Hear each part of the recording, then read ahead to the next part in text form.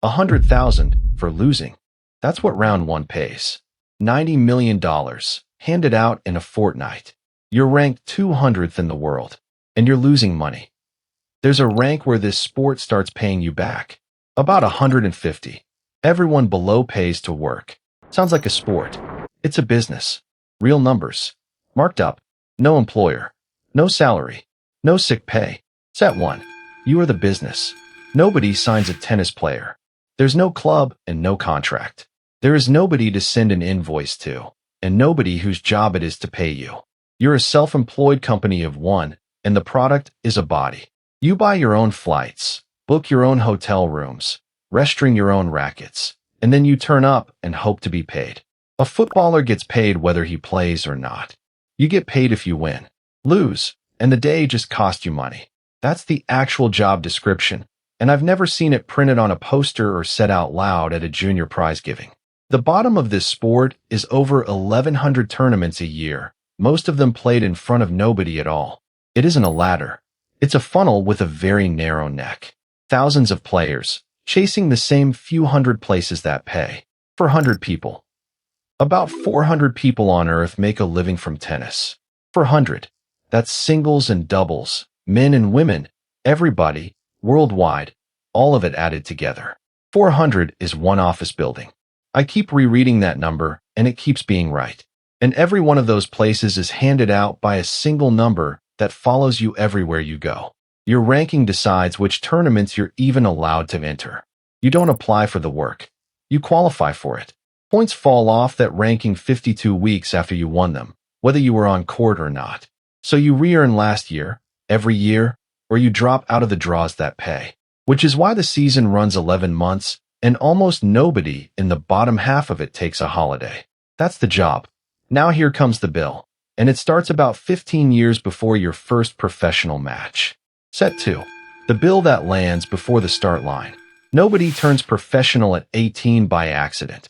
Somebody paid for the decade in front of it, and it was almost certainly not a sponsor. IMG Academy's full-year tennis boarding fee for this school year starts at $75,400 and runs to $99,900. That's 1 year. A shared room and 3 meals are in it. Health insurance isn't. Do it outside the academies and you rent the same thing by the hour. 23 euros in Spain, 46 in Germany. Now put 2 hours a day against it, 6 days a week, for 10 years. So what does the whole childhood come to? There isn't one. The best source I found refuses to add it up, and it's right to refuse. The paths are different enough that a single lifetime figure would be a guess wearing the costume of arithmetic. But there is one honest number here, and it happens to be the only one that matters.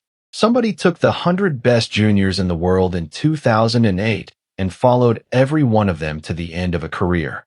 About a third finished with more money than they had spent, which means 2 in 3 of the best juniors on the planet never got it back. Not the hopefuls, the best. The 100 everybody was already sure about. And every pound of that is spent before a single professional match has paid you anything at all. So if it isn't the junior years, and it isn't a wage, where does the money in this sport actually come from? Set 3. Where the money really comes from. Here's the part that surprised me most. At the very top of this sport, winning is the smaller half of the income. Carlos Alcaraz earned $62.9 million this year. Not the match. The logo. About 44 million of that never touched a scoreboard. He missed Roland Garros and Wimbledon with a wrist injury, and he earned it anyway, because most of it was never contingent on a result. The best players aren't paid to win. They're paid to be visible, and winning is just how you stay visible. The higher you climb, the less of your money comes from actually winning matches. So the people who most depend on prize money are the ones who win the least of it, which turns the whole ladder into 2 different jobs wearing the same kit. Ranked between 100 and 200 in the world, a full season brings in $300,000 to $800,000. Hold on to that band. We come back to it in 4 minutes. That's the top line, though. Nothing has come out of it yet. And here's the mechanic that runs everything underneath the top 100. Your entire year turns on getting into one draw. Reach a Grand Slam main draw, and losing pays $110,000. lose in the first round of qualifying instead, and it's 27.5. Same city, same week. One match between them, and it is worth more than most players earn all year. Meanwhile, the entry-level tournaments those players spend their year on carry $20,000 in total prize money, split across an entire draw. Between everybody, winners and losers. So the other stream matters more down here than it does at the top. Outside the top 100, a kit deal is worth $50,000 to $200,000 a year. And very often it isn't money at all. It's free rackets, free shoes, and a bag with a logo on it. Which is why, in 2024, the tour stopped waiting for the market and started guaranteeing income itself. $300,000 for the top 100, $200,000 down to $175, $100,000 down to $250. In its first year, the program paid out $1.3 million to 26 players. 17 of them needed the minimum guarantee to reach it. A tour that tops up 17 of its own top 250 is telling you exactly what the road earns. The level below it did the same thing. $35.3 million pushed into entry-level prize money in 1 year, up 20%. Purses raised, and 28,000 free hotel nights handed to the women's tour. The free bed is the tell. Nobody subsidizes a business that works. So where does the money in tennis come from? Television, and a logo, and a governing body quietly covering the gap. Almost never the match itself. Set 4. Everyone who gets paid before you do. The oversized check they hand you on court is a gross number, and 3 parties are already standing inside it. Tax. Management. Your own payroll. The tournament withholds the tax before you've left the building. 30% in the United States. 20% at Wimbledon if you're not British. Taxed on the gross, at the source, in a country you were physically standing in for about 9 days. Then management takes 10 to 20% of everything the logos pay. And then there's the team, which is not support staff. It's a payroll, and you are personally the employer. You're the employer here. A head coach, a physio, a strength coach, a stringer, and every bed and seat for all of them. All in, a complete setup runs $400,000 to $700,000 a year. Set that against the band we just looked at, where a whole year earns $300,000 to $800,000. So you can afford the team, or you can afford the rest of your life. Which is why the players who most need a coach are the ones flying to tournaments on their own. Now step all the way back, because there is one more hand in this. Tennis turns over about $2.2 billion a year. The players receive 17.5% of it. The NFL pays its players 47%. The NBA pays 50%. And at the majors, the ones printing the biggest checks, that share is going down rather than up. Roland Garros, 15.5%, down to a projected 14.9%. 20 players signed a letter about it. Djokovic, Goff, Sabalenka, Sinner. Their ask was to raise prize money from about 16% of tournament revenue to 22% by 2030. The Players' Union went further and sued, calling the tours a cartel that fixes prize money. The Australian Open settled and walked away from it. As of this summer, the rest of that case is undecided. Set 5. Whatever else happens, don't get hurt. There is no injured list in tennis. There's a draw somewhere with your name simply missing from it. Miss 3 months and you earn nothing, because nothing here is paid by the month.